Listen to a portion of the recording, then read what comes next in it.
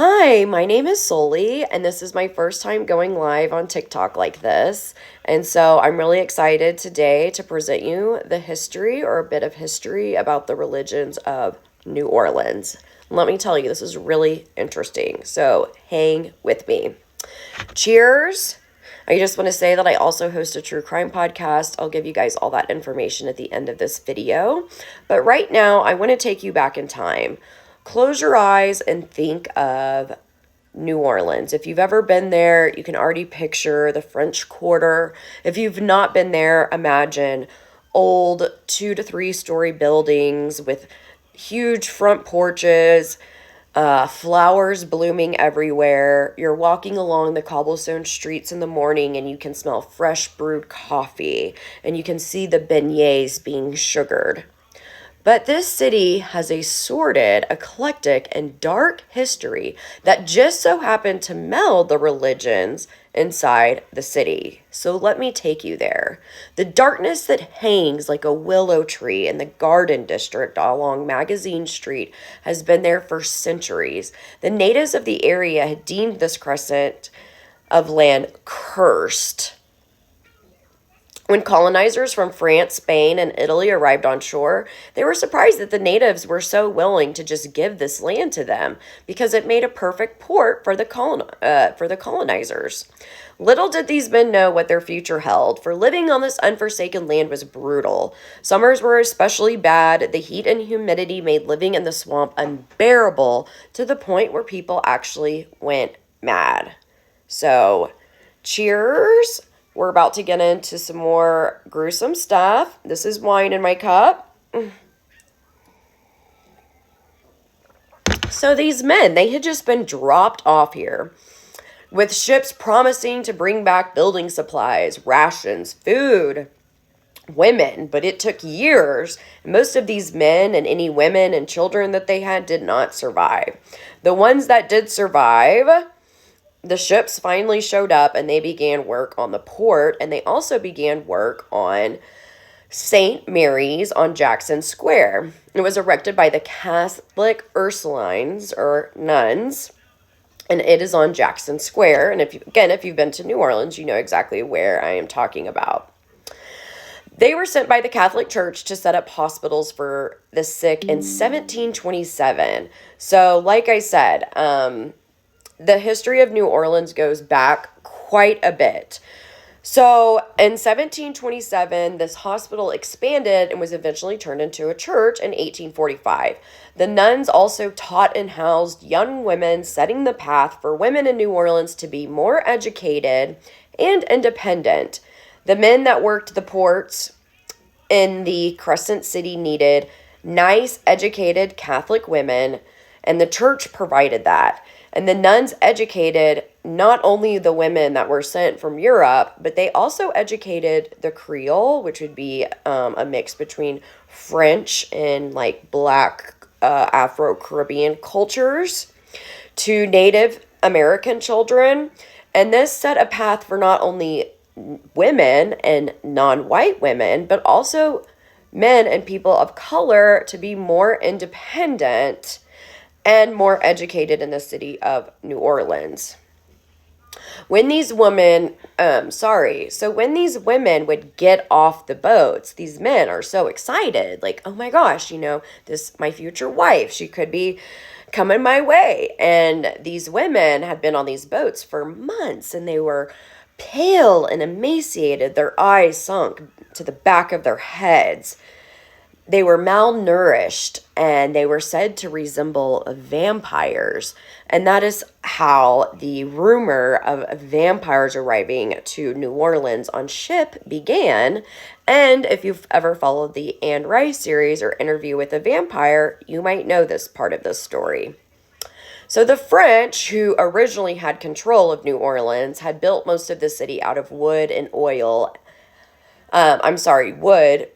And oil and gas lamps were used at night, which are still in use today. It's so much fun to walk through the French Quarter and see these old buildings still lit by gaslight. But that made fires common, and on a particularly windy night, an oil lamp lit a house in the French Quarter on fire. to let and when the nuns asked the priest at St. Mary's at the time, he said to let the fire burn because it was in the Protestant part of town. However, winds shifted and soon the flames were headed for the church. The nuns continued to pray to this gold statue, Our Lady of Prompt Succor, in the convent, and although the fire burnt most of the church, winds off the ocean pushed the fire into the swampland, putting it out, but most of the French Quarter had been burned. The Spanish, who had now taken control in the late 17 to early 1800s, had taken control from the French. They used more stonework and masonry and, if you know anything about Spanish architecture, stuccos for their buildings. And so they went to rebuild the French Quarter after this fire. And what makes better mortar than the ashes of the people that perished in that fire?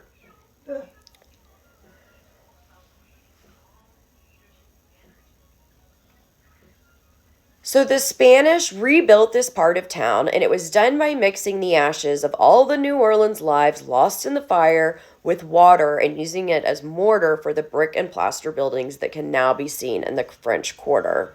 So again, the French Quarter and the Spanish built the city out of ashes. That means that everywhere you go in the French Quarter, there's bodies inside. Sorry, my phone's telling me it's dying. Anyways, so the Spanish built the French Quarter out of these ashes.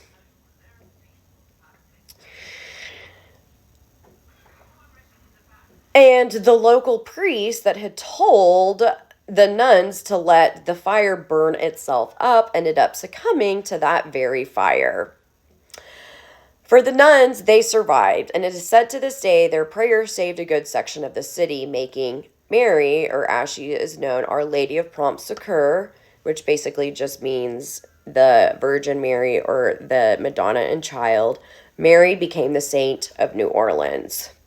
And this was seen as a miracle by the Pope.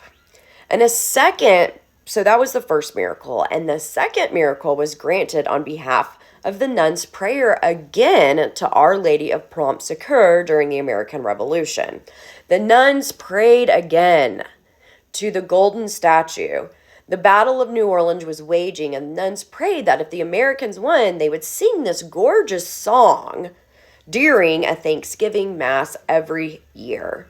As the nuns prayed, cannons could be heard. But after silence, a messenger came to say the British had been defeated by a thick fog that had rolled over the bayou. So the second miracle granted to the Ursuline nuns made Catholicism a staple in New Orleans. And again, like I said, if you've read Anne Rice's book, a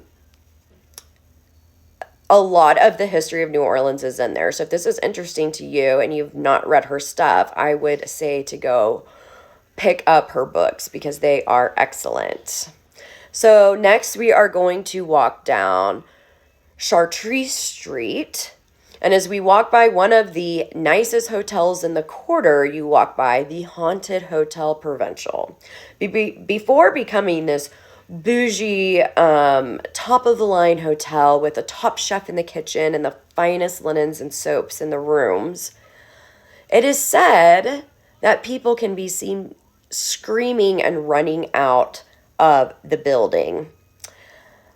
People will wake up to the burned people that burned in the aforementioned fire, as well as soldiers who fought in these many battles that waged throughout New Orleans over the centuries. And even patrons themselves sometimes wake up in a dream feeling like they are on fire and burning alive, and they will flee the building. So if you want to rent one of the most haunted hotel rooms in New Orleans, go to the Hotel Provincial. I will pick up here on part 2.